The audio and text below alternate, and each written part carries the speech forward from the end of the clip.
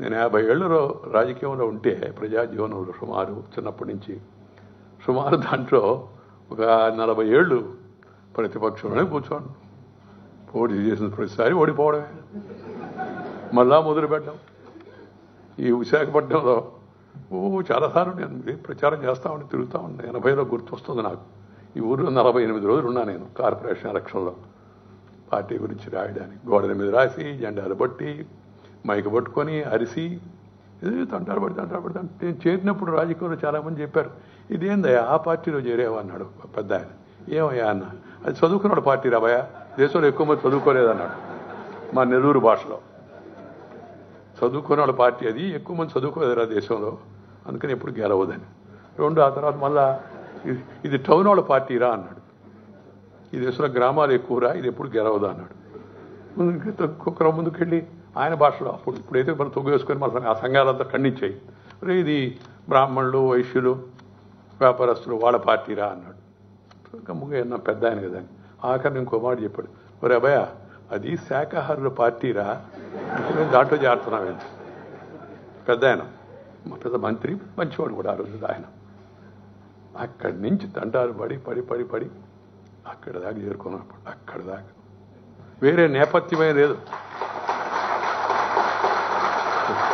వేరే నేపథ్యమేమి లేదు. పథ్యం ఉండి పద్ధతి పాటించబట్టి అక్కడ దాకా చేరుకు. మా ఇంట్లో ఎవరు రాజకీయాల్లో లేరు, వాళ్ళ ప్రోత్సాహం లేదు, నాకు ఉత్సాహం మాత్రం ఉండింది. నేను నమ్మిన సిద్ధాంతంలో దాని ప్రకారం ఉంటే ఇక్కడికి వచ్చాను. మామూలు చదువుకున్నా నేను, కాన్వెంట్ మొహం కూడా చూడలే, వీధి బళ్ళే చదువుకున్నా. అని ఇది ఇప్పుడు కొత్తగా దాకా శివరామకృష్ణ గారు మాట్లాడుతుంటే నాకు మనసులో సంతోషం వేసింది. ఆయన వీలైనంత వరకు ఇతర భాషా పదాలు లేకుండా మాతృభాషలోనే మాట్లాడారు. వైస్ ఛాన్సలర్, ఉపకులపతి ఎంతమంది మాడగలుగుతున్నారు. మాస్టర్ కూడా తెలుగు రేపు మాట్లాడాను. నేను తెలుగులో మాడలేకున్నాం. నేను ఇందాక ఎక్కడేదో మాడుతా మా మిత్రులు ఇంటికాడ కబురు, పాత మిత్రులు అందరం కలిసి కూర్చొని కబురు చెప్పుకొని మంచిగా భోంచేసి విశాఖపట్నానికి వస్తే ఒక మంచి అడ్వాంటేజ్, మంచి భోజనం పెట్టేవాడు ఉన్నారు ఇక్కడ. మంచి భోజనం అంటే 5 స్టార్ భోజనం కాదు, ఆ 5 స్టార్ బాగా స్టార్గా ఉంటుంది, లోపల ఏముండదు. ప్రేమతో అభిమానంతో మన నాటు కోడి పులుసు లాంటి మన ఇళ్లతో చేసుకునేట పులుసులతో ఆడుకుంటూ అనుకుంటే మాడుతూ నేను పాత రోజుల గురించి చెప్తా. ఆ ఇంటి దగ్గర ఇంటి ముందు ఉంటుంది కదా, దాన్ని నాకు 40 ఏళ్ళు ఆ ఢిల్లీలో ఉండడం, ఇంగ్లీష్లో మాడడం, హిందీలో మాడడం కొద్దిగా అలవాటు తప్పి వెంటనే గుర్తురాల. అదేందయ్యా, అది మనం గచ్చుది ఉంది కదా అంటే నా పక్కన మిత్రుడు అందించాడు, అరుగు అని. ఈ జీవిత పరుగులో మరుగును పడిపోయింది. అందుకని నేను అందరికీ చెప్తూ ఉన్నా, బాబు మాతృభాషలో చదువుకోండి. మాతృభాషలో చదువుకుంటే ఇతర భాషలకు విరుద్ధమా? కాదు. ఇంగ్లీషు చదువుకోవడం కూడా అవసరం. ఎందుకంటే ప్రపంచం అంతా ఇప్పుడు ఓపెన్ అప్ అయిపోయింది. The world is open today. So you can't live in isolation and have consolation. But ముందు అందుకని చెప్తాను, మాతృభాష కళ్ళ లాంటిది, పరాయి భాష కళ్ళద్దాలు లాంటిది. కళ్ళు ఉంటే కళ్ళద్దాలు కనబడతాయి, లేవనుకో రెమాన్ గ్లాస్ వేసుకున్నా జుబాన్ నుంచి మాట బయట. జుబాన్ అంటే నాలుక, నేర్చుకోవాలి, అది చాలా అవసరం. అలా అని ఇతర భాషలను కించపరచకూడదు. వాటి సమాజంలో కూడా ఉంది, నేను కాదన్ను. ఇంగ్లీష్ నేర్చుకోవాలనే తపన, ఎందుకంటే ఇంగ్లీష్ నేర్చుకుంటే పైకి పోతామని. ఆ మధ్య ఒకసారి ఒక ఆయన అన్నాడు, సార్ పైకి పోవడానికి అంతకన్నా మార్గం లేదని. నేను అన్నాను, నేను దేవుడితో మాడాను, ఆయన అదేమి కండిషన్ పెట్టలేదు, ఏ భాష వాడైనా రావచ్చు, వాడు ఎక్స్పైరీ టైం అయిన తర్వాత వచ్చేయచ్చు అని చెప్పాడు కదా. అది కాదు సార్, మీరు అట్ట మాడతాడు సార్, పైకి పోవాలంటే పై స్థాయికి. మరి ఏ మీడియాలో చదువుకున్నాడు రామకృష్ణ గారు చిన్నప్పుడు? ఏ మీడియాలో చదువుకున్నాడు మన రాష్ట్రపతి రామ్నాథ్ కోవింద్ గారు? ఏ మీడియాలో చదువుకున్నాడు దేశ ప్రధానమంత్రి, శక్తివంతమైన ప్రధానమంత్రి, ప్రపంచం గుర్తిస్తుందని చెప్పుకునే అంటే నరేంద్ర మోడీ గారి కాన్వెంట్ కూడా చూడాల, మేము చూసాం పోలా, ఆయన అది కూడా చూడాలి. అప్పుడు చూసే పరిస్థితి పాపం. ఏమిడి చదువుకున్న వెంకయ్య నాయుడు ఇవాళ ఈ దేశంలో గ్రామీణ ప్రాంతాల్లో పుట్టి వరుసగా అంచెలన్నీ స్థాయికి పోయి భారతదేశానికి ఉపరాష్ట్రపతి అయ్యాడు. అందువల్ల అది అలాంటి భ్రమ పెట్టుకోకూడదు. బట్ నేను అన్నట్టుగా పోటీ ప్రపంచంలో వీరెండుని ఎక్కువ భాషలు నేర్చుకోవాలి. పునాదులు మన భాషలో ఉండాలి, ఆ తర్వాత ఇతర భాషలు కూడా నేర్చుకుంటూ ముందుకు వెళ్ళాలి. దానికోసం ప్రయత్నం చేయాలి. ఈ ప్రయత్నం అంతేకాని దాన్ని ఏదో రాజకీయంతో ముడిపెట్టకూడదు. వాళ్ళు చెప్తున్నారు కాబట్టి మన వ్యతిరేకం, లేదా మనకు వ్యతిరేకం ఏదో వాళ్ళు చెప్తున్నారేమో అట్లా అనుకోవాల్సిన అవసరం లేదు. జీవిత సారం.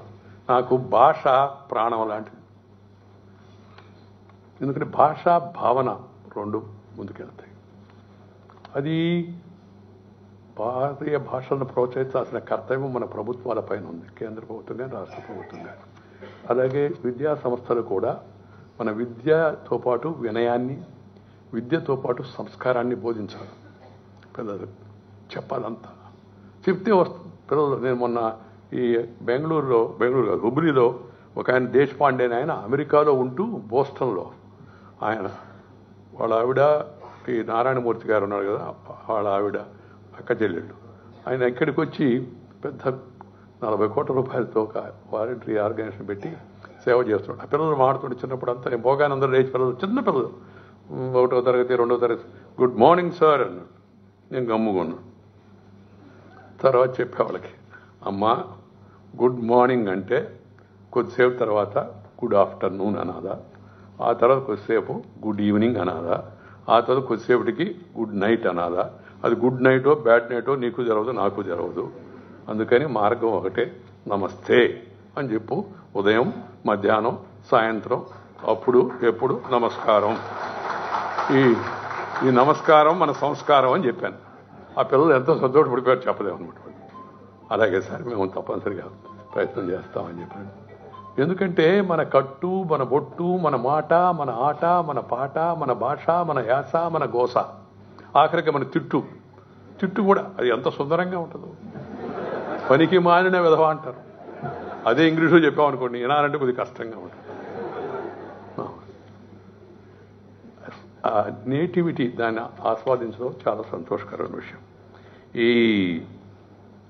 ఈ కొత్త కరికులం ఏదైతే కేంద్ర ప్రభుత్వం ఇప్పుడు కస్తూరి రంగన్ కమిటీని పెట్టిందో దాంట్లో చరిత్ర పైన, సంస్కృతి పైన, మన సాంప్రదాయాల పైన, మన విలువల పైన దృష్టి ఎక్కువ పెట్టాలి. కొత్త విద్యా విధానం తీసుకురావాలి.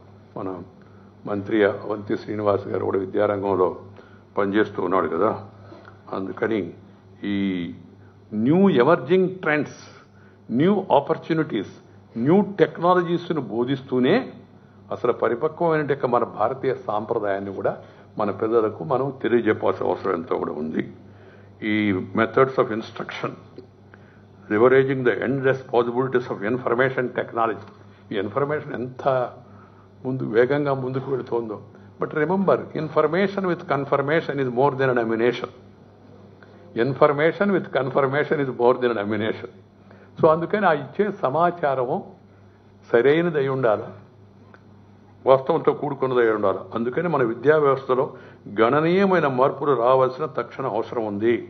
మన చరిత్ర, మన సంస్కృతి, మన సాంప్రదాయాలు బోధించడంతో పాటు విలువలతో కూడిన విద్యను రేపటి భవిష్యత్ తరాలకు అందించాల్సిన అవసరం ఉంది.